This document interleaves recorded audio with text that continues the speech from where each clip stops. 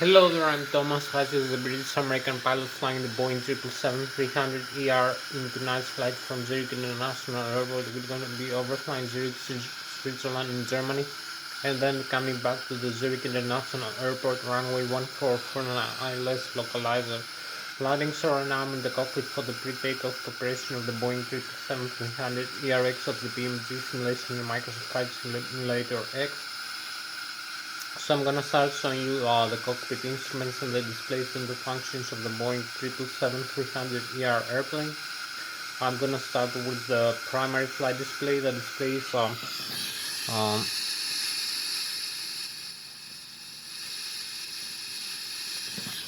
the primary flight display that displays the airspeed indicated, the airspeed tape, the airspeed selected from the autopilot and flight director system panel, the ground speed, the radio altitude above the ground level, the magnetic heading and track, the magnetic north pole and the true north pole, and the magnetic variation depending on where we are in the world.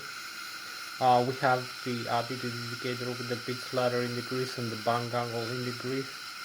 Also you can see the pitch altitude and also you can see the flight director crossbars and the Lszh crossbars for manual guidance of the aircraft and the autopilot and the Lszh crossbars for automatic guidance of the aircraft. We also have the barometric pressure of the outside atmosphere, the barometric altitude above the sea level, and the target altitude selected from the autopilot and flight director system panel. We also have the flight director. We have the angle of attack of the aircraft as it flies, and also we have the vertical speed indicator, the rate of climb or descent of the aircraft in tens, hundreds and thousands of feet per minute. We have also the flight mode annunciator with the autopilot and the auto throttle, later on vertical navigation mode.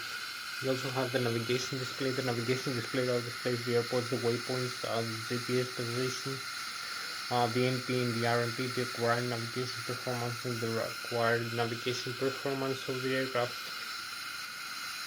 We have again the magnetic heading and track, magnetic north pole and north pole, and the magnetic variation depending on where we are in the world.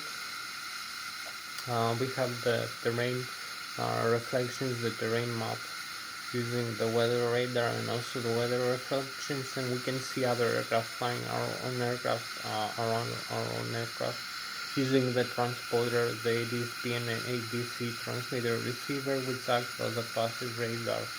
And we can see in the display, we can see the distance, the heading and the altitude difference of the other aircraft, and also the airspeed calculation. From the computer we have the TCAS, the traffic collision and alert system advisories. We also have, you can see using the terrain map, you can see the airports and the GPS information, so you can see where we are, and we can also navigate. We have the magnetic heading or through North Pole, the geographic North Pole. We have also the wind direction and airspeed and the ground speed of the aircraft. And we also have the flight management computer. We're gonna input all the data of the aircraft, like the gross takeoff weight. So we're gonna have the empty weight plus the fuel on board, the taxi fuel and the reserve fuel, and the passengers and the cargo on board. We're gonna input that in the flight management computer. We're gonna have the calculations about the mean aerodynamic chord and the center of gravity of the aircraft for takeoff using the flap settings and the horizontal trim stabilizer for takeoff to calculate the V-speed, the V1, V-rotate and V2 using a runway we're gonna select the runway 14 in this flight of the Zurich International Airport. So we're gonna have the runway data, like the length, the elevation above the sea level, the atmospheric conditions like the pressure and the temperature, and the wind direction and speed. And we're gonna have also the flap settings of the aircraft and the takeoff weight, and we're gonna have all the calculations about the takeoff speeds, and then Also, we're gonna select the departure runway, the seats, the standard instrument departure, the intermediate waypoints and fixtures, and we're gonna have also destination airport selection. So we're gonna have also the stars, the standard terminal arrivals for our selected destination airport, and we're gonna have the Lszh localizer also for the desired runway. We're gonna have for a destination. So we're gonna have a departure and destination, and we're gonna make a complete route using waypoints and fixes for horizontal and vertical navigation of the aircraft, either manually or using the autopilot and flight director system. So you're gonna see how we're gonna do that. Then I'm gonna come to the autopilot and flight director system panel. I'm gonna show you the autopilot engage and disengage switch, the auto throttle left and auto throttle right, engage and disengage switch, the flight director engage and disengage switch. We have also the airspeed select knob. We're gonna select an airspeed for the airspeed guidance of the aircraft, and we're gonna have the modes. We have the fixed thrust mode and the variable thrust mode usually. We have the flight level change switch, and the climb continues, and also the auto throttle hold with the speed mode. Then we're gonna have either mode functioning. We're gonna select an airspeed in nautical miles per hour, knots, or Mach speed depending on the flight level we fly. So we're gonna have the fixed thrust mode, like the takeoff go round, or the maximum continuous thrust for takeoff climb, and then we have the idle thrust for descent, in which the thrust has been fixed and the airspeed is being adjusted while the aircraft increases or decreases the rate of climb and descent, making us steeper by varying the steepness of the climb or descent flight path, by giving commands to the horizontal trim stabilizer and the horizontal tail elevator for doing that while adjusting the airspeed while maintaining fixed thrust. We also have the variable thrust modes for the cruise and the approach and landing, in which the attitude of the aircraft has been held constant, like in the cruise level, while the thrust is being varied to adjust the airspeed of the aircraft. So we're gonna have then also the LNAV and the VNAV mode, the lateral navigation, the vertical navigation, which is interconnected and overlapped to the flight management computer. We're gonna have the heading select knob and the heading hold switch, and also the bank angle limiter for the cruising level. For the autopilot and flight director system panel, we have also the vertical speed select slider. We can adjust how fast we are. We're gonna climb or descend in tens, hundreds, and thousands of feet per minute. You're gonna see this in the vertical speed indicator, the VSI, in the primary flight display. The displays how fast the aircraft comes to descend, and you can select either the VS in hundreds, tens of thousands of feet per minute, or the flight path angle, the FPA, in trigonometric degrees, or climb or descent to adjust the steepness of the climb or descent. We have also the altitude select knob and the altitude hold switch, and the approach localizer for the Lszh localizer approach, and also the approach switch for the auto land function, for the auto land function of the Boeing 777-300ER autopilot and flight director system panel. I'm going to show you also the auto throttle and the auto thrust, which is interconnected to this system, and you're going to see the thrust levers being moved automatically by the system, or you can use you can move the thrust levers manually. So I'm gonna come later to the thrust lever sections. I will talk to you about how you can adjust the airspeed by moving manually the thrust levers, or interconnecting the autopilot and auto throttle and the flight director system panel. So you can adjust the airspeed and also the thrust from the engines. So we have the General Electric turbo-fan-driven engines installed in our Boeing 777-300ER airplane. the G90 General Electric 90 turbofan turbojet engine. So this is a turbojet aircraft. So its engines produce a lot of thrust. So we have one in the left wing, one in the right wing for symmetrical thrust and redirection. Also, its engine contains gearbox, also contains the FADECs. The FADECs are the full authority digital electronic control computers, one installed per engine. Dual channel redundancy, one channel flips, the other takes over, controls and monitors and displays all the data about the engine function. I'm gonna talk to you about that later. We have also other systems. I will talk to you about the flight figure of the aircraft. I'm gonna show you how to use the flight controls, like the control column for the elevator, the horizontal tail of the aircraft, and also the rudder pedals for the vertical tail for the rudder of the aircraft. And also I'm gonna show you the other spoilers. Use the control wheel in the control column to make bang rolls, turns. Also you can hold stable in flight with that. I'm gonna show you then. So this is the yoke of the Boeing 777-300ER or either Boeing aircraft. I'm gonna show you also the tiller. You can use the tiller for the nose wheel steering in the ground.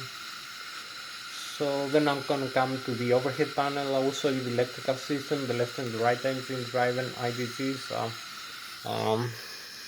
Integrated drive generator that produce alternate current 120 to 200 volts, 120,000 kilovolts or 120,000 watts of alternate current, 400 hertz frequency, constant frequency, three-phase alternate current. You can use also the backup generators, 25,000 kilovolts each.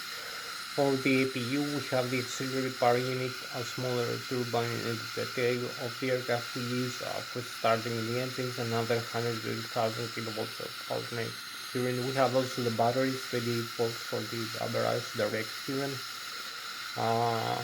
We have also the APU battery, and we have the ADIRU, the air data announcer reference unit that controls, monitors, and displays all the air data you see. Like in the primary flight display, the airspeed, the barometric altitude, the attitude of the aircraft, is the laser gyroscopes and the GPS receivers, the inertial reference. So all this is done by this small switch over here in the overhead panel. The ADIRU that controls the air data control computer that controls the pitot static and the pitot dynamic that calculates the airspeed, and also the rate of climb and descent of the aircraft, and the magnetic north pole and the true north pole and other earth data and GPS position. And as I told you, the laser gyroscopes for the altitude of the aircraft, the gyroscopic precession or deceleration of the aircraft as it flies. So using the ADIRU, we have the pitot static and pitot dynamic. Use the pitot tubes. So we have also the hydraulic, the left and right engine driven hydraulic pumps, also the electrically driven, which are also pressurized by the air system, by the bleeder of the aircraft. We have also I'm gonna show you also the fuel system of the aircraft, the left and the right engine, the left and the right wing fuel tanks, the center tanks, the forward and the aft fuel booster pumps, and then we have also the crossfeed valves and the low and the high low and high pressure fuel valves, which are controlled by the fuel cutoff switch of the left and the right engine, either engine. So I'm gonna show you also we have other systems like the fire extinguishers, the passenger oxygen, the wing and engine ADIs, the fuel jettison. We have the electronic engine control for the engines, which also control the FADECs, and the auto start for the engines of the aircraft. We have also the bleeder and the cabin pressurization of the aircraft. So the bleeder is from the left and the right engine, 5th and 9th stage, compressor, and also we have the APU bleeder, which supplies the engine's starter during the engine start process in the ground or in as a backup in the flight. So the bleeder from the left and right engine usually supplies the wing and exit APIs, the cabin pressurization of the aircraft, the hydraulic fluid tanks pressurization, and the air conditioning and ventilation of the aircraft, and the wing and engine APIs. So all the systems, the hydraulics are used for the flight controls, for parking brakes, for thrust reverse, and also for maybe for nozzle steering. So the flight controls like the horizontal tail, the vertical tail, and the ailerons and the spoilers, they all need, also the flaps and the stuff, they all need the hydraulic fluid. Also the landing gear, extended tracks. So I'm gonna show you all these things. So thank you very much one more time for watching me and for joining me in this video. I'm Thomas Hatsios, the British American pilot flying the Boeing 777-300 ER in tonight flight. So I'm gonna start now showing you. So you can see we have about an hour left for this video to end. So I have to be a little bit more fast to complete the video. You can see also the outside view of the Boeing 777 and the airport location.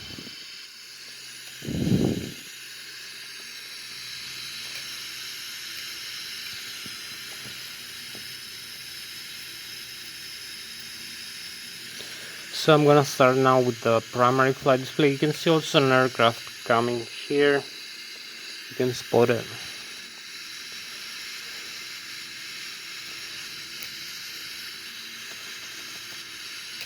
So you can see here in the radar the other aircraft coming. It's quite close. It's like less than 20.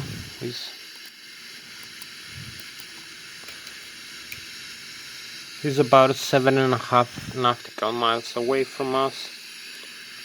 So you can see this shape, the diamond shape, is plus 2,600 feet above the ground level. So it's in the front of us. It's keep coming up. It's coming for landing. So you can see the blinking over here of the lights of the other aircraft. It's gonna come for landing if we wait like 3 or 4 more minutes. Now it's 5 nautical miles away. So we start with the primary flight display. You can see the airspeed indicated, the ground speed, the airspeed selected from the autopilot and flight director system panel. We have the primary flight display with the pitch ladder increase and the bank angle increase, and also the flight director crossbars and the Lszh localizer and the autopilot either information. So we have the rate of climb descent over here. This is the vertical speed indicator, so you can see the needle moving up or moving down with climb or descent, either way. So this is the barometric pressure altitude above the sea level.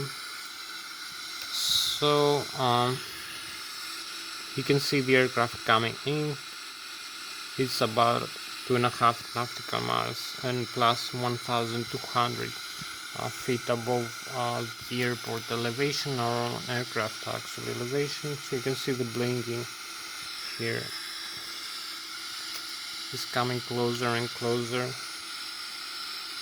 So we're gonna spot it now closer, 2.5 nautical miles with the diamond, and you can see it moving here in the navigation display. You can see the track of the other aircraft.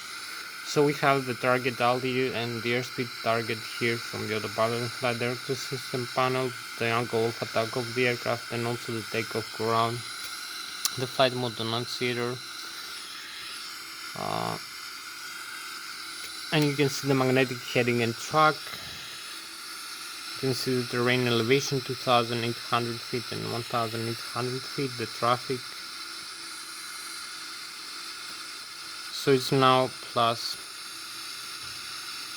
800 feet. You can see the yellow and the traffic warning over here. So we have the traffic. The other aircraft is coming in and it's plus 100 feet in front of us. So here we are, we're gonna have it coming in.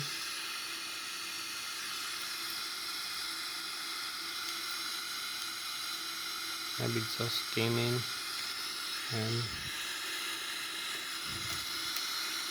it just landed. So that was for the aircraft. Now we go back in the navigation display. You can see the scan from the radar, other airports. So this is our barometric altitude, the airspeed indicated and the airspeed selected, the ground speed is 0, the radio altitude, magnetic heading and track. You can see true or magnetic north pole like this. You can select either. Now we have over here the true north pole, the geographic displayed. Now we have the magnetic like this, the normal. So now we have the magnetic. So we have jet aircraft, so we have the autopilot here engaged and disengaged.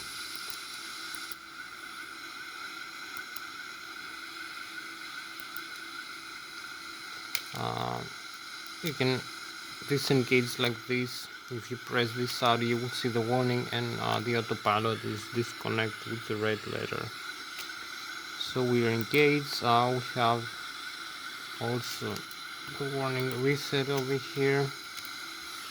The airspeed select knob, you can see it's the press bulb. You can press the flight level change, flight director on and off like this. Climb continues, so the throttle.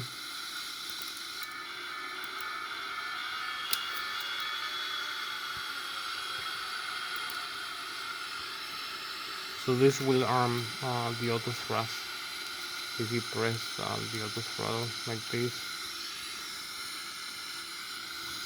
So we have the flight level change, I don't know, and we can select an airspeed like this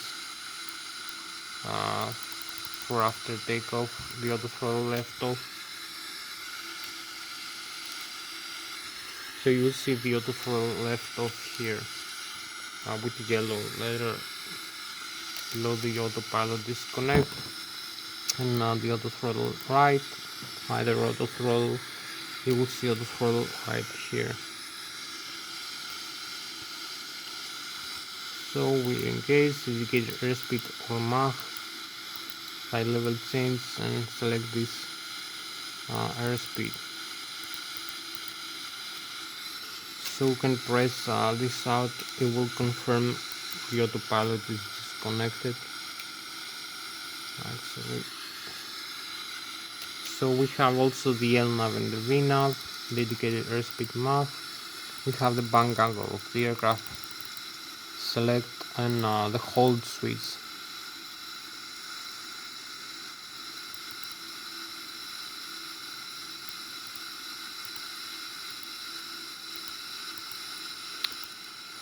So we engage that. So we have heading and track. We have the altitude. So I hope you can see this clear.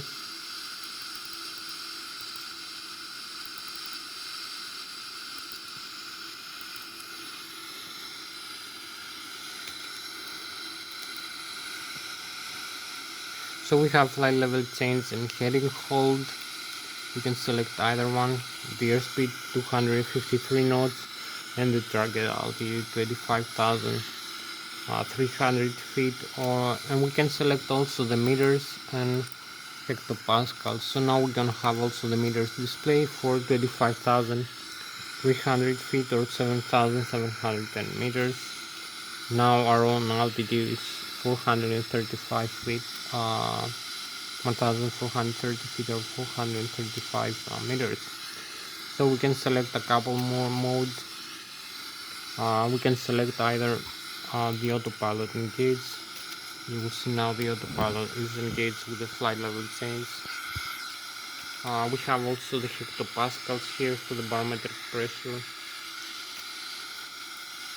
you can select inches of mercury again, 39.92 standard, barometric pressure, and we have also the vertical speed, another mode. We can select a flight path angle, so you will see a negative like this if you use the slider down. We have the minus in front, so it's gonna make a descent. So we'll start with a descent here from the cruise level. You're gonna see the pitch ladder having this purple line in the minus 3.5 degrees. So you have the FPA navigated with the autopilot. You're gonna have also the plus the other side.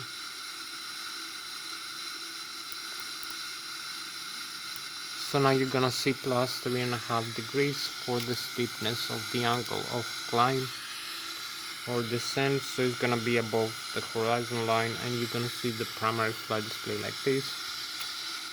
Also, we're gonna see a couple more things. The vertical speed, you can see the slider moving down. You're gonna see like a minus 2,700 feet. So this is gonna be negative. It's gonna be a descent. It's gonna be displayed in the vertical speed indicator. You're gonna see the tick mark you have to follow, and then we can climb. Remember to adjust the airspeed first.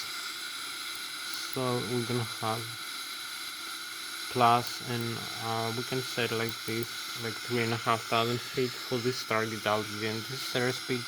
This mode is gonna be vertical speed vs for this target altitude, this target airspeed. You're gonna see the purple here. This line is gonna indicate how fast the aircraft will climb, the steepness of the climb of the aircraft. So we can select either hold altitude, hold like this, either mode at the time. So now we have the altitude hold. This also the press hold heading, press hold of flight level change. One is overlapping the other. So we have the altitude now for the autopilot here, heading hold altitude. You can select the flight level change again. Now I'm gonna show you again how to disengage the autopilot is on. You can see the green light. So we press this out, the switch. You can see the warning here, and the autopilot is disconnected like this, the red letter. We re-engage, warning cancel. One more time, the autopilot again is on. You can see the information here. So we use the control wheel. It has this small switch over here. You press it one time, the autopilot is disconnected again, as you can see. And now the green light is off, and the flight director is on. So you press one more time and you confirm the autopilot disconnect action. So I will show you now the rest of the aircraft. Now we have also about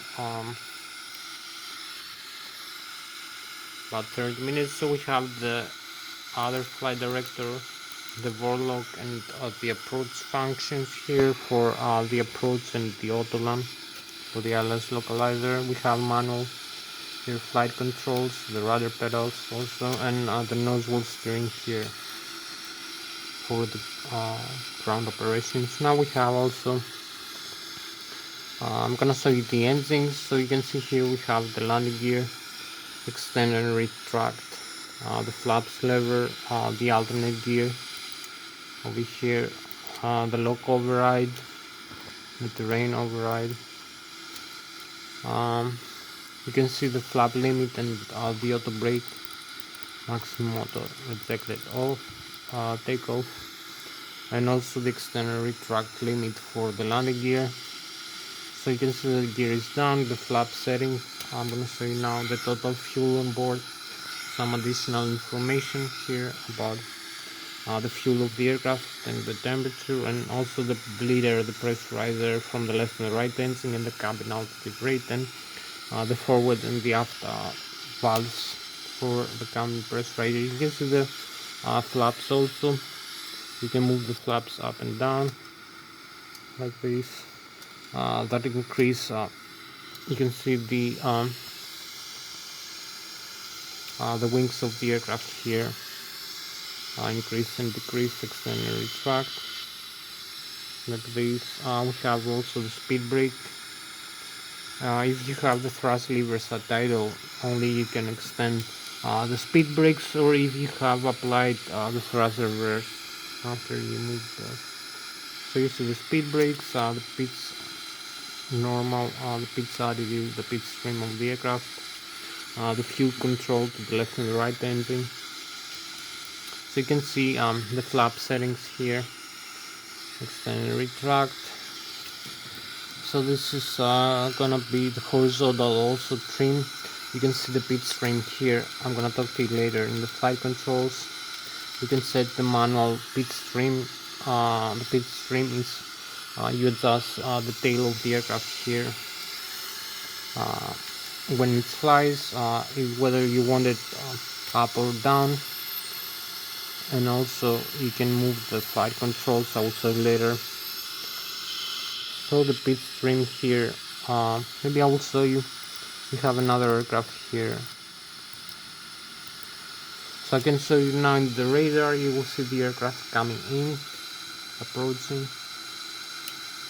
So you can see here the navigation display is like 4 nautical miles and it's plus 1,400 feet, and it's coming in for landing.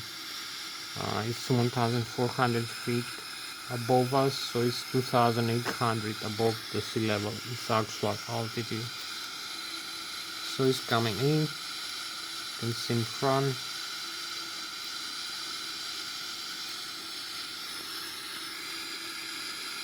It's 2.5 nautical miles away, so it's gonna take like 1 minute to come in closer and closer. So now you can see it is visible.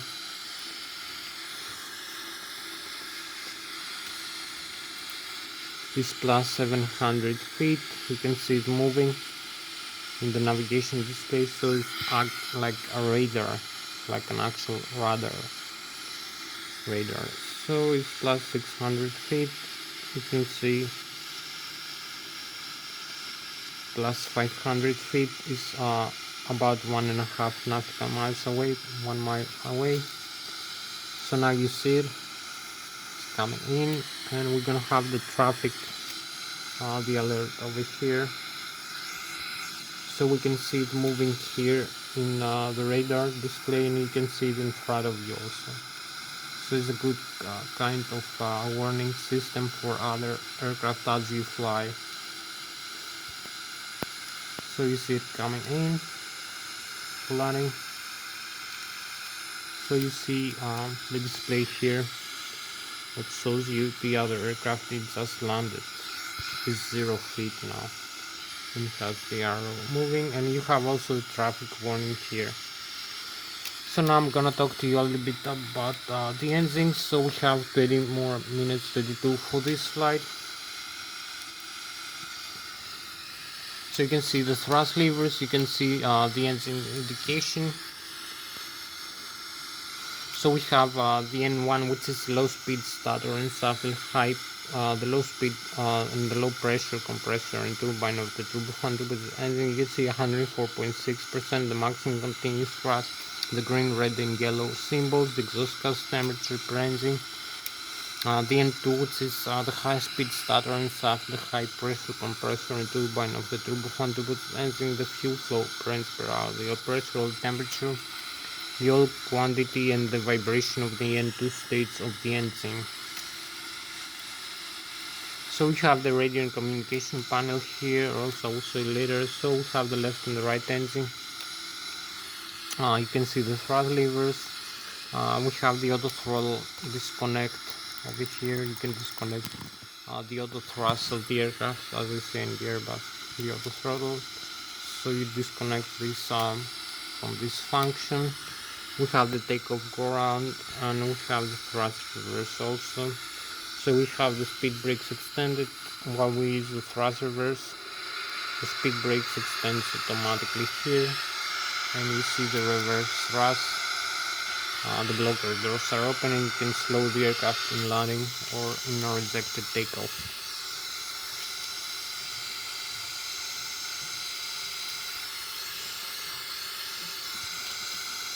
So you can retract back the thrust levers and you can extend them back.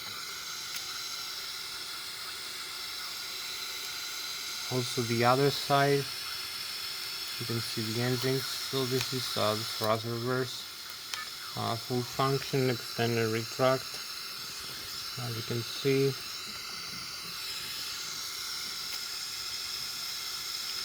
So now we go in. This is also the thrust reverse. We cancel the thrust reverses. You can see we can move the thrust levers forward. When the speed brakes are extended, the speed brakes retract. You can extend them when the thrust levers are idle, so they retract again. So you'll see the thrust over here, the command thrust. It takes some time for the engine to spool up or spool down, so you have to anticipate that inside or when you move to the idle. So you can see the thrust requested, like for takeoff, and all the settings. Everything is working normally. So you can see also we have the variable thrust for either engine.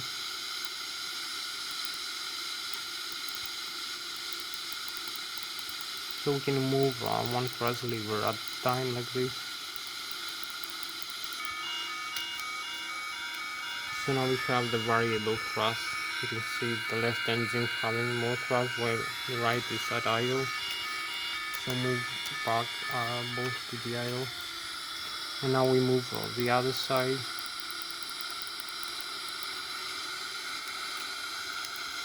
So now we see other side also, the right engine is having more thrust.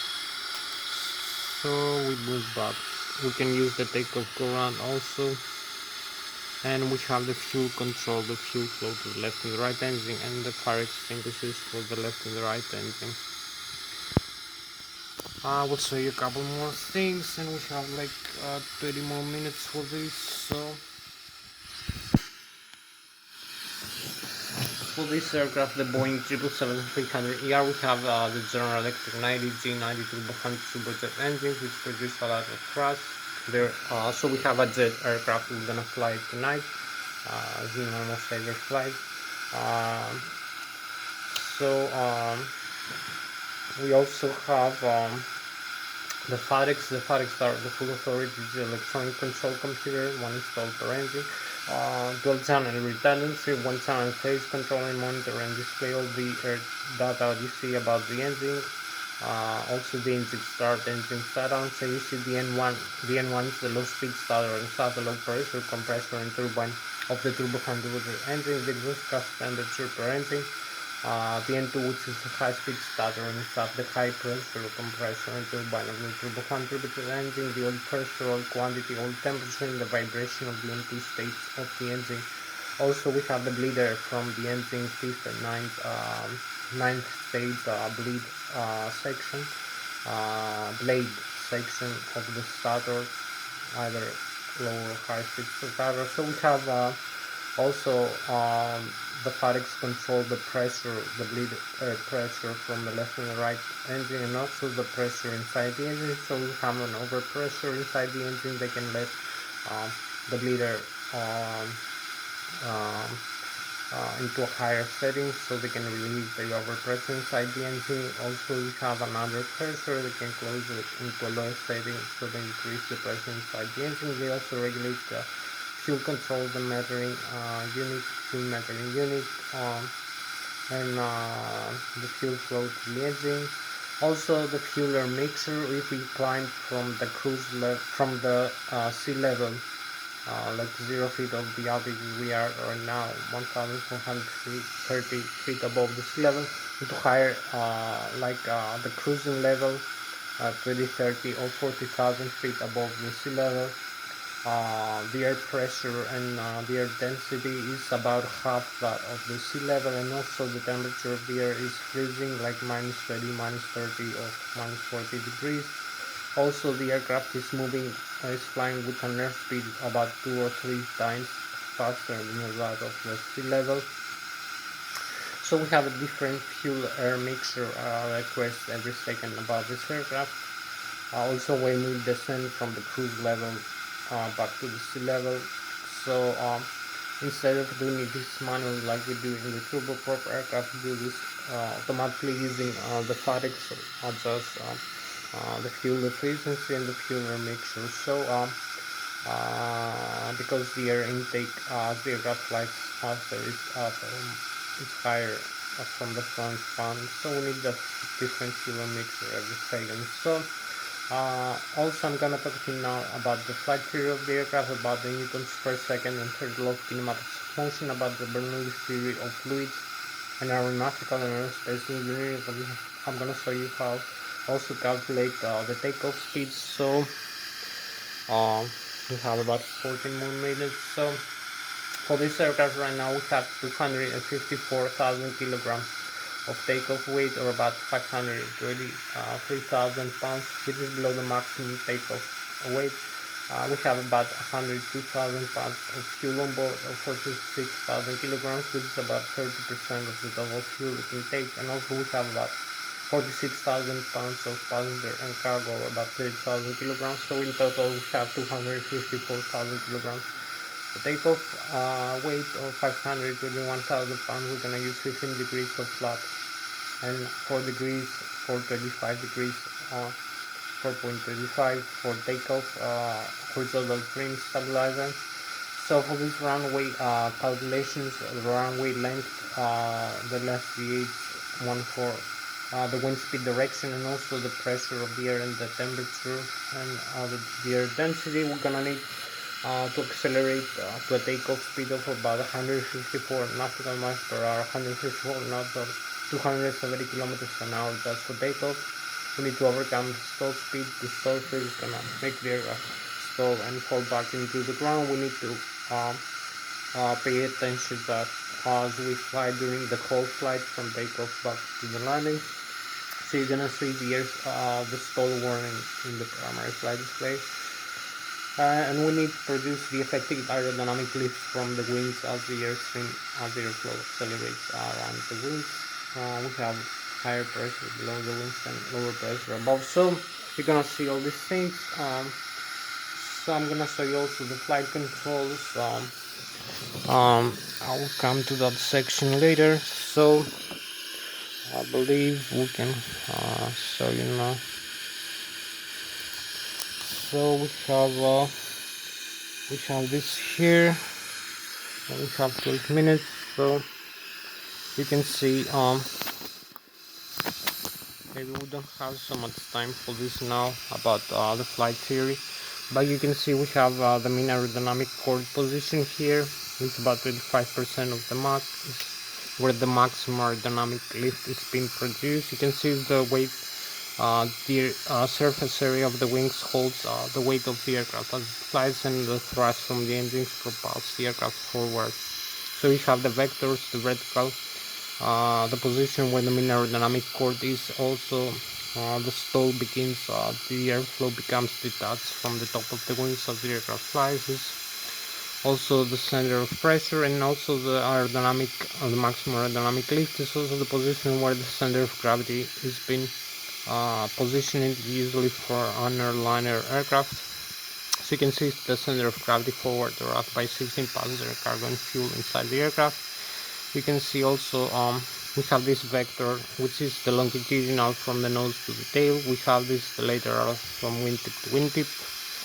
So this vector is the center of gravity, transverses here this. So we have also the moment arm, or the lever arm, is times the distance from the center of gravity all the way back to the horizontal or the vertical tail over the surface area of the horizontal or vertical tail, times the airflow of the air mass per second. So you have the moment arm, or the lever arm, times the distance to the tail. times the Earth's acceleration of the gravity as you wherever you are in the world. So we have also, you can see the bottom surface of the wings here is more flat, so the airflow is moving slower below the wings as the aircraft accelerates for takeoff, so it pressurizes the aircraft wings up into the air as we move forward. Also, you can see, so this is the Bernoulli theory of fluids. The airflow, you can see the top surface of the wings is having higher curvature, so the airflow is moving much faster above the wings, so we have an air suction, lower pressure above the wings, which sucks the aircraft up into the air. So this is all on the flight controls. I'm gonna show you now. You can see here we have the pitch stream. You can pitch stream up and down the aircraft, the aileron trim. So you adjust the pitch stream here. You can see the pitch stream position here. Also, we have this is the pitch stream, the disconnect over here. If we have a failure of the CODR hydraulics over here, you have to disconnect from the autopilot and the auto throttle, the auto trim function. So you're gonna have only the manual pitch trim for the horizontal tail. Here is the manual function of the horizontal tail pitch trim using this trim switch. So this adjusts the aircraft stability in flight. You have also the normal and the alternate, and we have the rudder and the aileron trim here. We have also the transponder for the TICA system and the weather and terrain radar. So these are all the systems you need to see for tonight. I'm going to show you now a little bit of the flight controls, and we're going to start the engines now in a couple of minutes. So you can see the flight controls. We're talking about the flight controls now of the aircraft. So now I'm going to talk to you and show you the flight controls, how to use the side stick for controlling the aircraft as it flies. So having this little Zip-Tech Extreme 3D side stick for controlling the yoke of the Boeing 737-300ER. So you can see I can move the side stick up and down. You can see the control column, the yoke is moving up and down here in the computer screen. So you can see also the other side is interconnected, so both the captain and the first officer.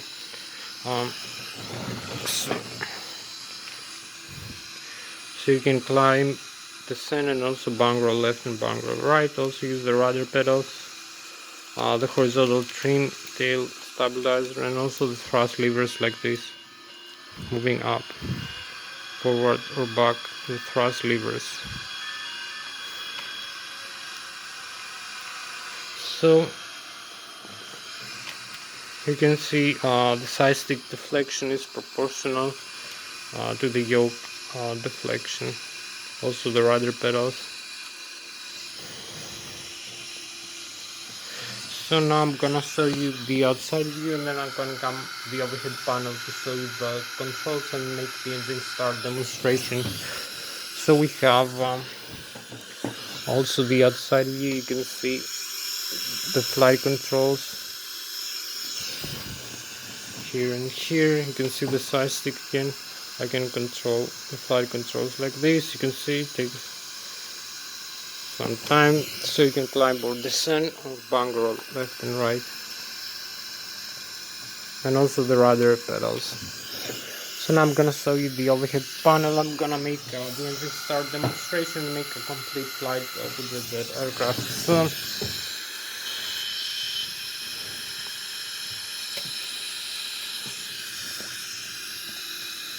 So we have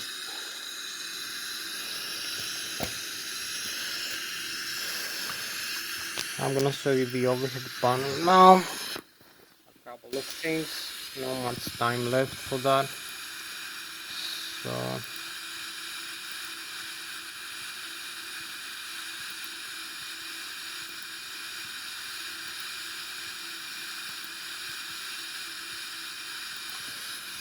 So I'm gonna show you as fast as I can. This is for the hydraulic fluid disconnection. This is also the circuit breakers. Now I'm gonna show you here we have the Adiro.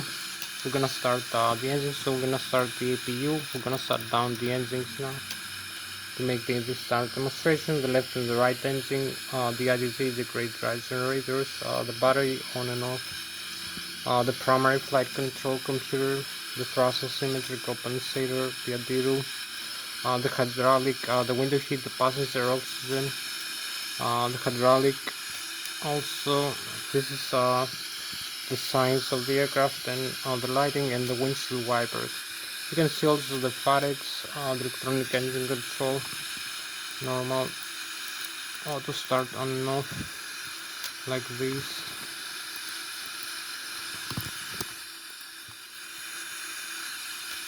So I believe we start the APU now. I'm gonna see later in the control. We have a couple more minutes. The crossfeed valves, the pump, also the arm and this arm. You can dump some fuel like this. The wing and engine on the eye system of the aircraft. So you can disconnect the hydraulic fluid like this. I'm gonna show you. Hydraulic fluid off. You're gonna see how it works. On and now to the off position.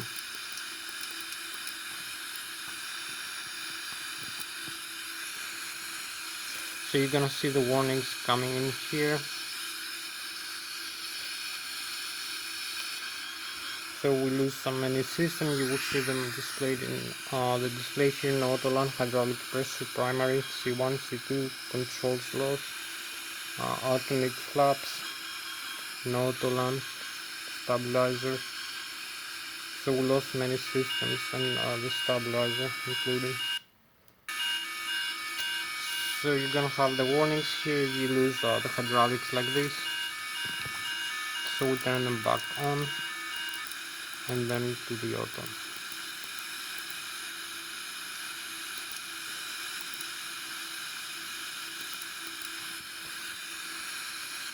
So we have also the bleeder from the left and the right engine over here, and the cabin pressurization.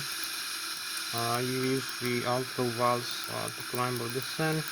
So I'm gonna show you now one more system over here, and then come to the engine start.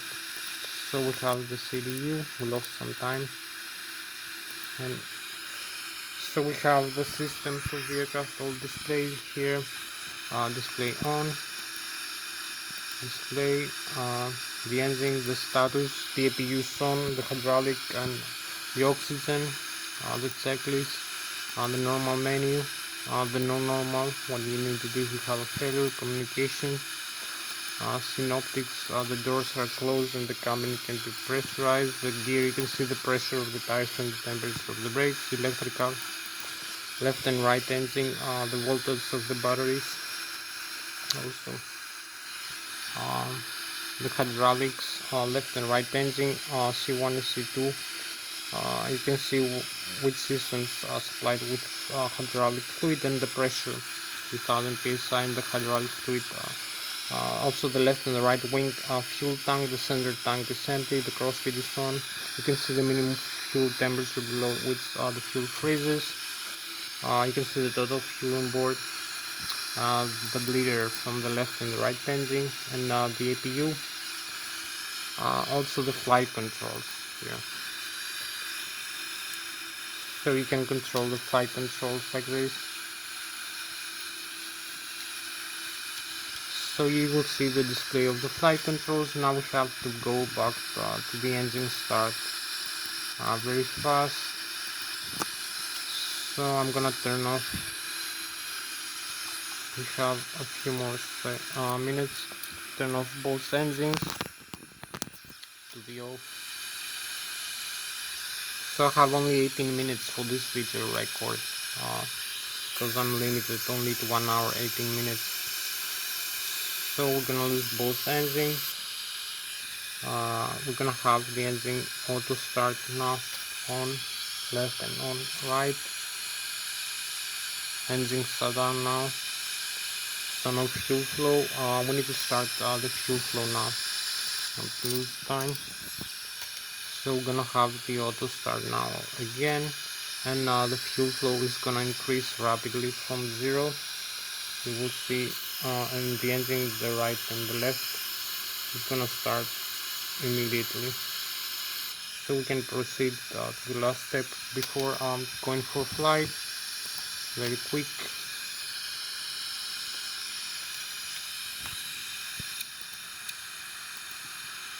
So we have the GPS position, it's the universal position, the airport, Lszh,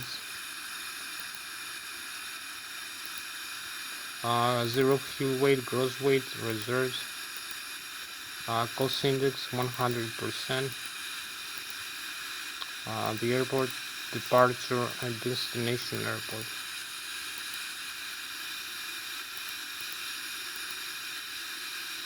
The legs, so we have the departure legs, runway 14, Zui to Alpha, and the arrival,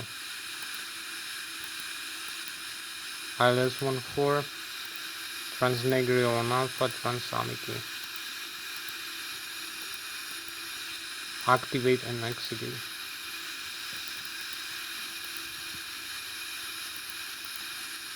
The flaps, the center of gravity, and we have the takeoff speeds V1, V rotate, and V2.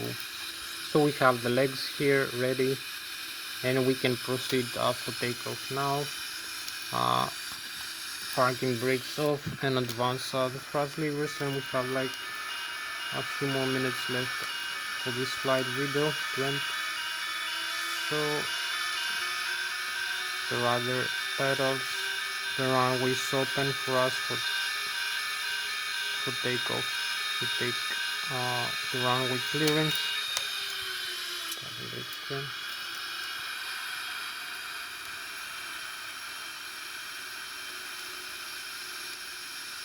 So use the tiller here for the nozzle steering.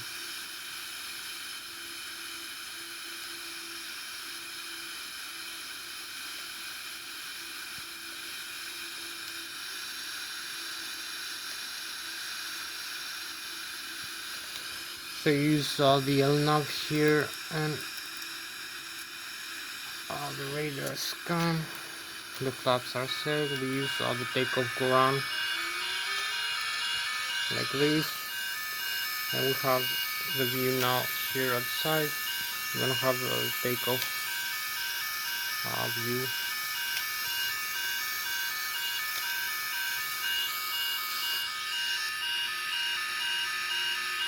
So we disarm the parking brakes and go.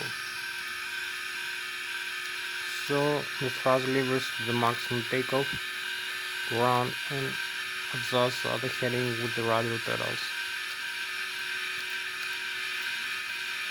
So we have V1, we rotate, and here we go. We have the positive rate of climb, landing gear retract, and we keep climbing. We need to pitch down a little bit, not so steeply, because we're gonna stall. You will see the warnings here. So you can see we are 1,800, 900 feet, 2,000 feet above the ground level, but 3,500 above the sea level. We climb with this rate 2,000, 3,000 feet per minute. Now we are having the airspeed 240 knots. You're gonna see the stall speed also. The pitch ladder here about 15 degrees, and also the terrain information. So we're gonna increase the pitch rate of climb a little bit. So we're gonna start turning now, making the turn, and we have a few more minutes for this video to end.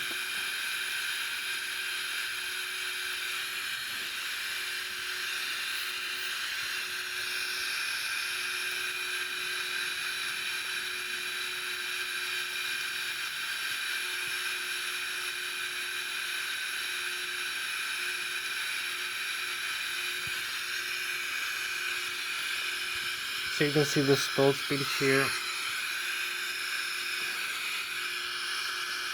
is 140 knots, 135 the red limit. So we're gonna start stall. Now we have the airspeed, the rate of climb, and the altitude we are right now. Keep turning, then make another turn. So we're gonna have also the where we are located right now, maybe an outside view here. You can see also the sky here, the view of the star sign, the beautiful star sign from the Zurich airport around Zurich. So we fly with about 600 kilometers an hour. So I'm gonna have a closer view for you from the Boeing 777-300ER. So we fly with Mach 0.5 or 600 kilometers an hour. Hope you like this view.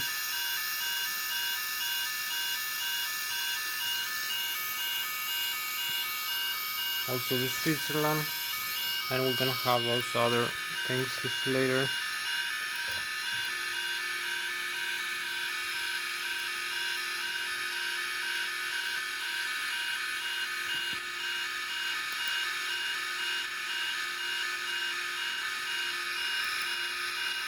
So we have 12 more minutes for this flight.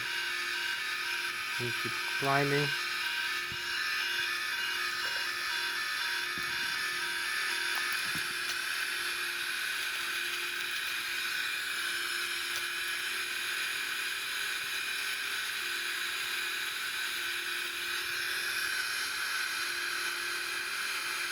Fifteen thousand feet.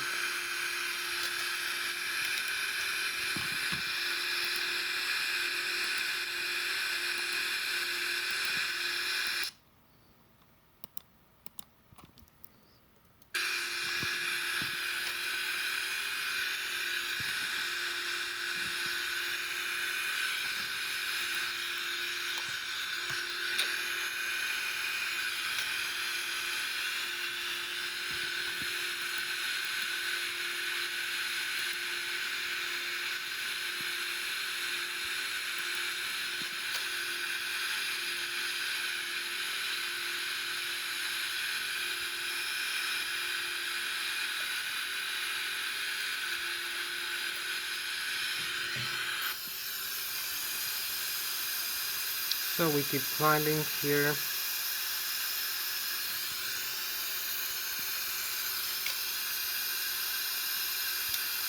You can see the view. Also we have the Germany in front of us, the Bayern Munich, and the France on this side, and the whole of Switzerland, also the galaxy view. So this is our spacecraft for tonight, the Boeing 777-300ER.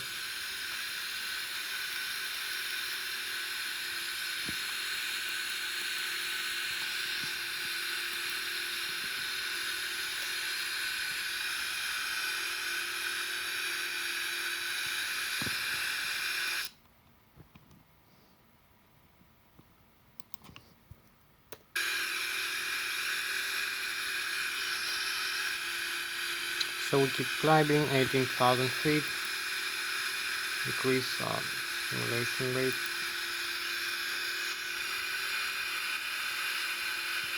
So you can see the waypoints are gonna be overflying the next one. It's gonna be the Nigra, the Alpha.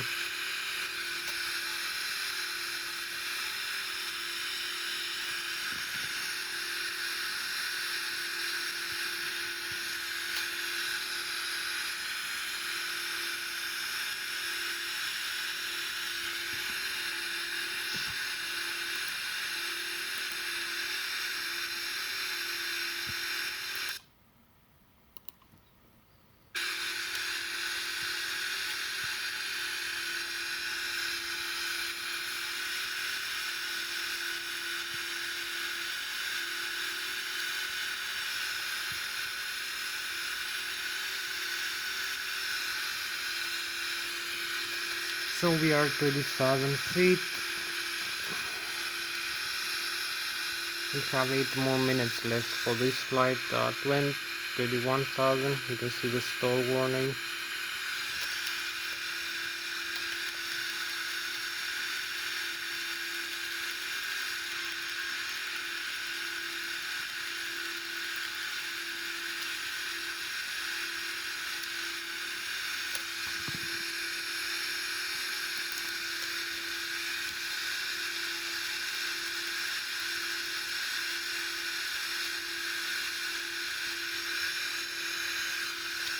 So we need maybe start turning back into the airport. We're not having too much time for this flight to make it correct.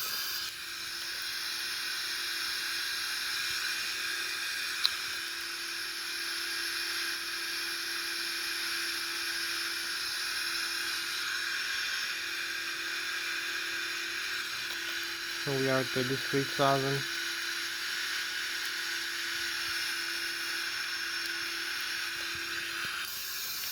So we have the handrails now and the contrails of the Boeing 777.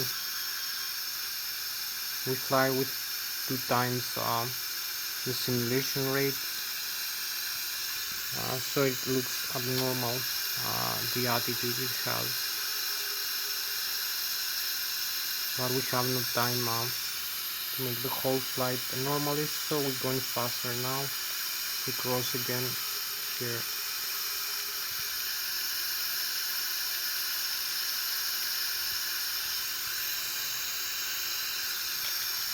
So we have the handrails again and the contrails, and we have the Germany behind us and the France on this side, and we fly with this airspeed 900 kilometers an hour, and we need to steer back into the airport.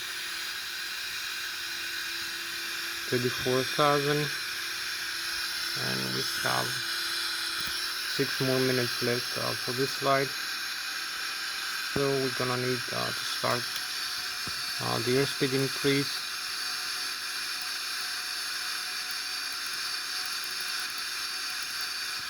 And the flaps restart. So we're going manually the whole flight in a manual mode. I'm gonna start descending. Now, as you can see,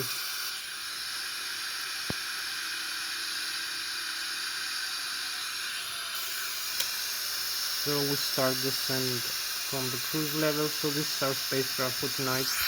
The Boeing 777. You can still see the handrails. So we fly 34,700 feet, and we need to descend for the airport now. Use the idle thrust manually and the secret descend. So we have about 5 more minutes for the simulation. Video to end, and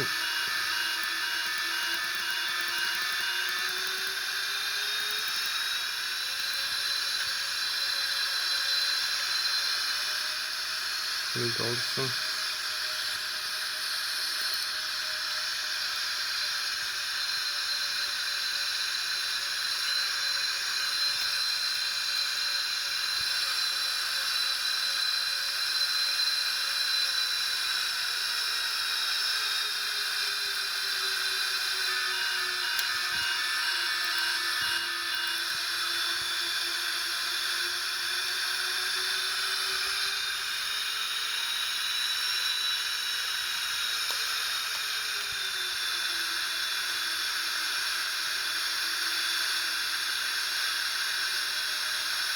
So we need to make a small adjustment, and the landing gear also.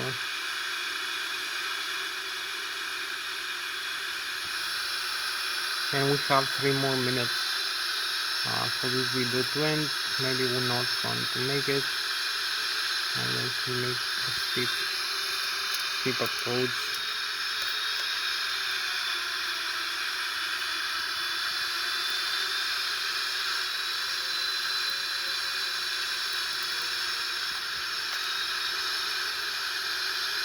15,000 feet, and you can see where we are right now. We have 1.5 and 1.5 minutes to go for the approach and landing for descent.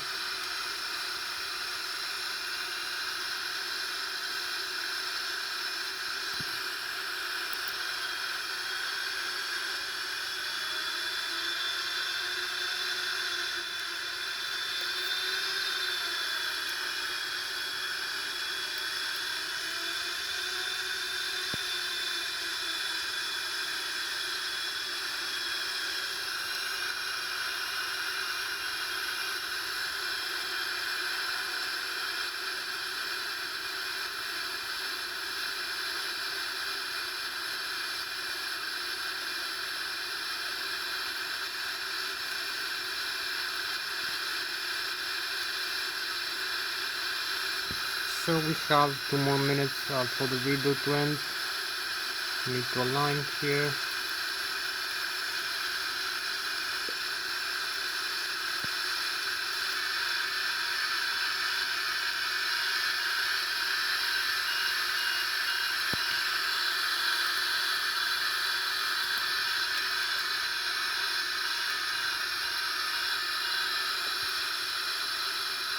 So we have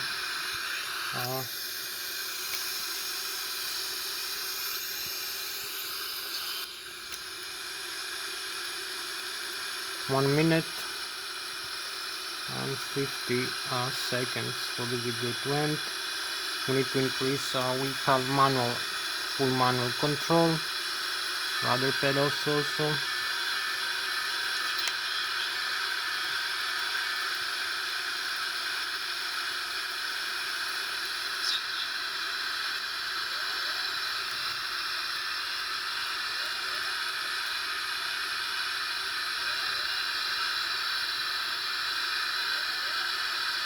One more minute for this video to end. So here we are.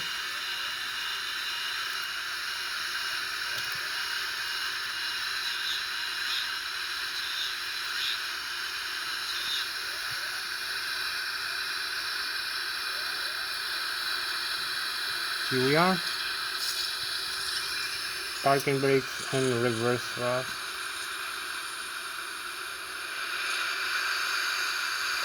So we slow down now, full reverse thrust, and use the rudder pedals for steering. 100 knots.